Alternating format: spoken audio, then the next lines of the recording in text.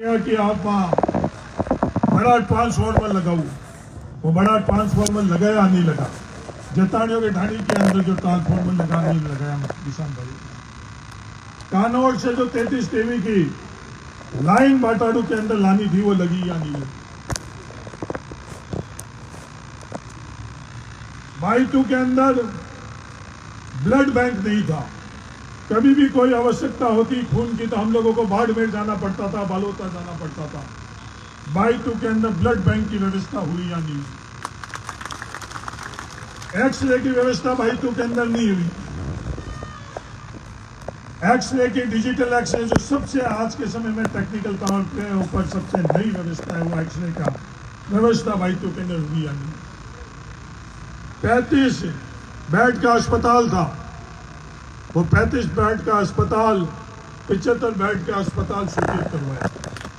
इससे पहले सिर्फ बालोतरा के अंदर और बाड़मेर के अंदर था। उसका काम भी, जमीन स्वीकृत हो गई, काम भी उसका शुरू हो चुका। मैं आज इस अवसर के ऊपर उस सोनी परिवार का भी तहे दिल से धन्यवाद देना चाहता हूं। बाईटू के तमाम जनता की तरफ से धन्यवाद। इन्होंने 8 बीघा जमीन उस अस्पताल के लिए निःशुल्क दान दी है। बाईटू की कॉलेज जहां BA हुआ करती थी, वो कॉलेज क्रमोदय कराकर MA कराई गई। लोग तेजे जी की जयकारा बहुत लगाते हैं, जाते हैं जहां भी तेजे जी की जयकारा लगाते हैं। और उन लोगों से मैं पूछना चाहता हूं, एक ईंट भी उन्होंने खरनाल के अंदर तेजे जी के मंदिर के अंदर लगाई है तो और दुनिया को बताई। सिर्फ दिखाने के लिए कुछ और करने के लिए कुछ और। मैं आज इस अवसर के ऊपर तमाम राजनीतिक दल के लोगों को भी धन्यवाद देना चाहता हूं, चाहे वो किसी भी राजनीतिक दल के क्यों नहीं हो, भारतीय जनता पार्टी की क्यों नहीं हो, दूसरे राजनीतिक दल के क्यों नहीं, उन सब ने बाईटू के अंदर खेमे बाबा मंदिर के अंदर जो मदद करी है उसके लिए मैं धन्यवाद देना चाहता हूं। राजनीतिक तौर के ऊपर हम लोग आंसूराम बैरट फौजी साहब और हम लोग आमने सामने हैं, पर जब NOC की जरूरत पड़ी ग्राम पंचायत से तो उन्होंने दी। सब लोगों के कारण आज खेमाबे मंदिर के अंदर जो 1 बीघा जमीन थी वो आज 16 बीघा जमीन की स्वीकृत कराने का, दस्तखत करने का अवसर मेरे को खेमाबा ने दिया है। उसका श्रेय मेरे को नहीं है, वो बाईटू के तमाम लोगों को। आज खेमाबा मंदिर भव्य मंदिर बनेगा तो ये कोई हरीश चौधरी के कारण नहीं है, ये खेमे बाबे की महल, उसके कारण आने वाले समय के अंदर। किसान भाइयों, युवा साथियों, मैंने आज तक राजनीति के अंदर कभी भी किसी ने कुछ भी बोला उसका जवाब नहीं दिया। जिसने व्यक्तिगत तौर के ऊपर कुछ भी लांछन लगाया, व्यक्तिगत तौर पर मेरे DNA के बारे में भी बात करी, मैंने कभी भी उस बात का जवाब नहीं दिया, नजरअंदाज किया कि समय आने के ऊपर लोकतंत्र के अंदर जब वोट डालने का अवसर मिलेगा लोगों को तो वो अपने आप ही उसका जवाब देंगे। बाड़मेर के अंदर, मालानी के अंदर हम लोगों की परंपरा है, कोई भी आया हमने इज्जत, मान, सम्मान, कदर, कायदा सब कुछ दिया। भैरू सिंह जी शेखावत बाड़मेर से चुनाव लड़ने आई, राजनीतिक विचारधारा के अंदर कई सहमत थे, कई असहमत थे। कल्याण सिंह जी कालवी आई, रामनिवास जी मिर्दा आई, कई लोग यहां से जीत कर भी गई, कई लोग हार कर भी गई। कदर कायदे के अंदर कभी भी हमने मान सम्मान के अंदर कमी नहीं रखी। चुनाव हमने आमने सामने लड़े होंगे। मैंने चुनाव मानवेंद्र सिंह जी के सामने लड़ा, मैंने चुनाव कर्नल सोनाराम जी के सामने लड़ा, जसवंत सिंह जी के सामने लड़ा, पर कभी भी उनके बारे के अंदर कभी भी किसी ने भी गलत टिप्पणी नहीं करी। हेमाराम जी और गंगाराम जी आमने सामने चुनाव लड़े, चुनाव लड़ने के बाद हेमाराम जी और गंगाराम जी के मुंह से हमने कभी भी एक दूसरे की कटवी नहीं सुनी।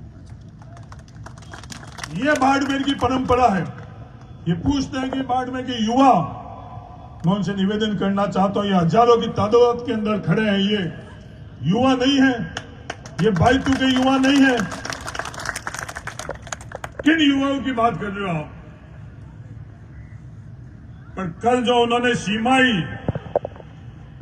लांगी है, ये चीज मैं बर्दाश्त नहीं कर सकता। मेरे के ऊपर तो कुछ भी बोल सकते हो, मेरे लिए जो बोलना चाहते हो वो बोल लो। कर्नल सोनाराम जी के लिए वो बोला है, वो हरीश चौधरी बर्दाश्त नहीं कर सकता है। बाड़मेर के किसी के बारे में आप इस तरह की गलत भाषा का इस्तेमाल करोगे तो हरीश चौधरी और बाड़मेर की जनता बर्दाश्त नहीं कर सकती। ये कोई बाड़मेर के और बाड़मेर के बाहर की बात की, मैंने उदाहरण भी दिया। हमारे मायत अगर बुजुर्ग हो जाएंगे तो मायतों के लिए ये भावना और ये भाषा, बुजुर्ग सबको होना है।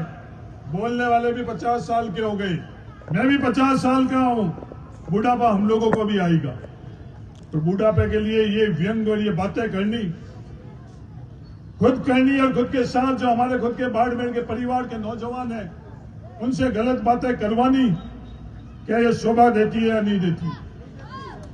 आज जिसके लिए वोट मांगने के लिए आए हैं, राजनीतिक तौर पर हम उनके साथ है या नहीं है, उनकी जड़ कर्नल सोनाराम जी ने कैसे लगाई है, बाइतू के बाड़मेर के लोग अच्छी तरह से जानते हैं।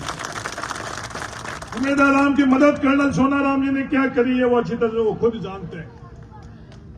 वो आज वोटों के लिए उनके लिए गलत सुन सकते हैं, पर हम लोग ये चीज बर्दाश्त नहीं कर सकते कि किसी के बारे में राजनीतिक तौर पर कर्नल सोनाराम जी हम आमने सामने थे, आज भी है और राजनीतिक तौर पर भविष्य में भी रह सकते हैं, पर इस तरह की भाषा का इस्तेमाल मालाने के अंदर और बाड़मेर के अंदर नहीं।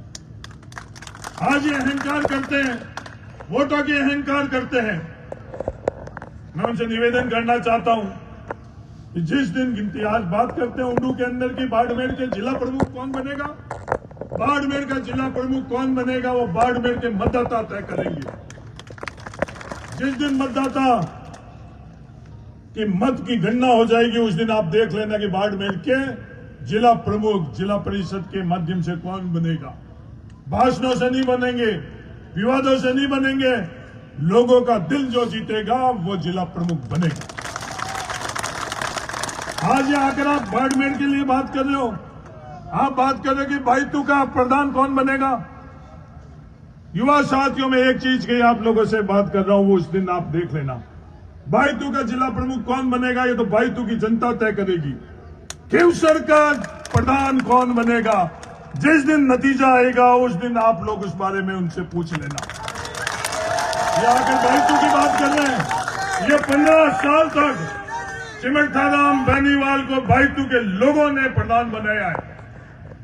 चिमटाराम बेनीवाल के पास कुछ भी नहीं था, एक वोट था चिमटाराम बेनीवाल का, खुद का वोट डाला और उसके अलावा जो तमाम वोट जो दिए हैं वो बाइतू के लोगों ने दिए। आज वो बात करते हैं कि किसी को तो कहते हैं कि अमेरिका पहुंचा देंगे, किसी को कहते हैं निपटा दूंगा, किसी को कहते हैं कि पेड़ पर लटका दूंगा, किसी को कहते हैं भगा दूंगा। किसी की भी हिम्मत नहीं है, किसी की भी ताकत नहीं है बाइतू से किसी को लटकाने की, भगाने की। बाइतू के अंदर किसी को पास इसकी ताकत है तो बाइतू की जनता के पास है, बाड़मेर की जनता के पास है। आप लोगों ने तो बहुत कोशिश कर ली दिल्ली में और जयपुर में बैठकर गठजोड़ कर। आज तक मैंने नहीं बोला कि आप लोगों ने किस किस के पास क्या क्या बातें करी, किसे क्या मदद ली, क्या मदद दी, एमएलए चुनाव के वक्त आपने क्या क्या चीजें करी। मैंने कभी भी बाइतू के जनता के सामने नहीं कहा, पर उसका अधिकार उसका तय करने का किसी के पास था तो बाइतू की जनता के पास था। बाइतू और बाड़मेर की जनता ने चाहा, मेरे परिवार के अंदर कोई वार्ड पंच भी नहीं है। ये बात करते परिवारवाद की, मेरे परिवार के अंदर कोई वार्ड पंच नहीं है। आज भी मेरे परिवार के अंदर मेरे अलावा कोई राजनीति के अंदर नहीं है। मेरा परिवार कौन है, मेरे परिवार, ये राजनीति के अंदर बैठने वाले ये तमाम लोग मेरे परिवार, ये खैराज हुड्डा मेरा परिवार है, सिमरताराम बेनीवाल मेरा परिवार है, ये खेताराम सोनी परिवार है, ये रमेश मेघवाल का परिवार है, ये मेरा परिवार है। ये बात करते परिवार की, जिसके पिताजी एमएलए, खुद एमएलए, सरपंच तक बनाने के लिए परिवार के अंदर खुद के भाई को खुद के गांव के अंदर तैयार। वो अलग बात है कि गांव वालों ने सरपंच नहीं बनाया, और एमएलए खुद के भाई, और वो बात करते हैं परिवार की। आज ये अहंकार से बात करते हैं। खुद इस एमएलए चुनाव के अंदर मैं खुद खिवसर के अंदर था, तो बात कर रहे हैं उसके लिए सिर्फ और सिर्फ किसी की मेहरबानी रही जिसको ये गालियां देते थे, गजेंद्र सिंह खिवसर और गजेंद्र सिंह शेखावत को, उनका पैर पकड़कर मदद लेने से खिवसर के अंदर ये एमएलए चुनाव जीते। मैं गजेंद्र सिंह शेखावत के सामने चुनाव लड़ा, पर उस गजेंद्र सिंह शेखावत के खिलाफ मैंने कभी भी एक गलत शब्द का इस्तेमाल नहीं किया। आज भी मैं गजेंद्र सिंह शेखावत के राजनीतिक तौर के ऊपर उनके खिलाफ हूं, पर गलत शब्दों का इस्तेमाल करना अपनी ताकत नहीं दिखाती, अपनी कमजोरी दिखाती। आज बात कर रहे हैं अशोक गहलोत की, कि मैंने कभी किसी से समझौता नहीं किया, मैंने कभी भी किसी के साथ गया नहीं। एमपी चुनाव के अंदर टिकट के लिए और मदद करने के लिए अशोक गहलोत के मुख्यमंत्री आवास के अंदर कौन गया, ये जवाब दे। खुद गई कि मेरे को मदद कराओ। जब कांग्रेस पार्टी से मदद का ना हुआ, तब जाकर भारतीय जनता पार्टी की मदद के लिए उन लोगों के दरवाजे के ऊपर उन्होंने नतमस्तक हुए और उनकी मदद से एमपी बने। और उसके बाद में जब खुद का काम पड़ता है जब, तो बिल्कुल अलग बात। और जब आम युवाओं का काम पड़ता है, जैसे युवा संस्कार में योग्यता से अपने जीवन में आगे बढ़े, उन युवाओं के बीच में गलत बात करना। या बाताड़ू में बात करी प्रताप सिंह खाचरियावास की, मंदिर में घुसकर ये इस बात का फैसला कर ले कि खुद ने प्रताप सिंह खाचरियावास से पिछले 2 साल में कितनी बार मदद मांगी, कितनी बार बात करी। अपना खुद का फोन का रिकॉर्ड लोगों के बीच में रख ले। अगर ये प्रताप सिंह खाचरियावास के बारे